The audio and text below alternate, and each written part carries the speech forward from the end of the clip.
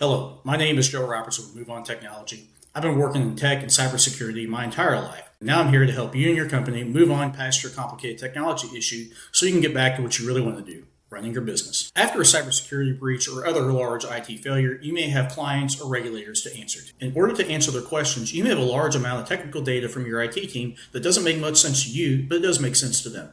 I can help with this. Further, if you've already answered these questions, you still may have questions yourself, such as how did this happen? Where were our backups? Are we really safe now going forward? Often I find that the true root cause of these issues aren't necessarily technical in nature, but they're simply just not following policy and procedure that was already in place. So whether you're a company or a law firm, before you pay a cybersecurity firm for expensive forensics or to usher in the new latest and greatest in security features, let me take a look at your situation and see if I can save you some money.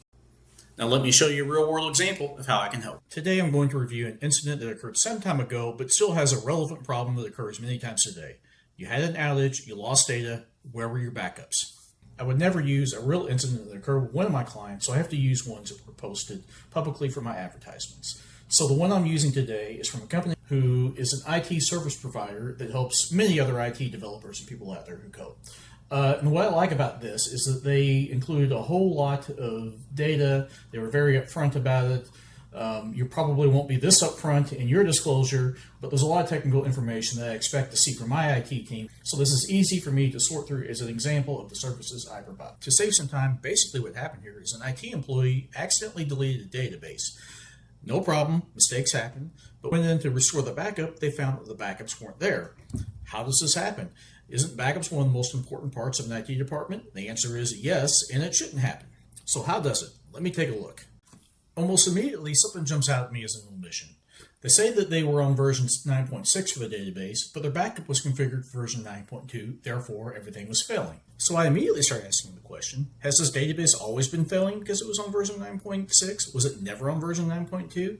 I find that highly unlikely. More than likely, this database started out on version 9.2. The database backup was configured to run on version 9.2. You wouldn't have gone through the process of setting that up if you weren't going to make sure it was working at least once. And then at some point in time, the database got upgraded by the database team, and that was not coordinated with the backup team. This happens all the time. This moves us on to the next statement that I found a little bit unusual. No one knew the backups were failing. Their excuse for this was that emails regarding the status of this backup was getting caught into the spam email. Now, I buy that that actually did happen, but what I find more unlikely is that no one had any idea that these backups were failing, that they had no other means of knowing that they were failing. That is, unless no one was in charge of monitoring the status of the backups altogether.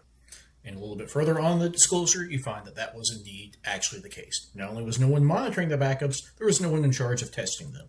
That is a critical part of any organization. You must test your backup. You must test your restores. If you don't, you're going to end up like these guys and find that they aren't available when you need them. That's all I have for you today. You can view this full document on MoveOnTech.ai. I go into some controls that were missed and some actual nuts and bolts of what they could have done better to prevent this from happening, all in language you can understand as a business executive.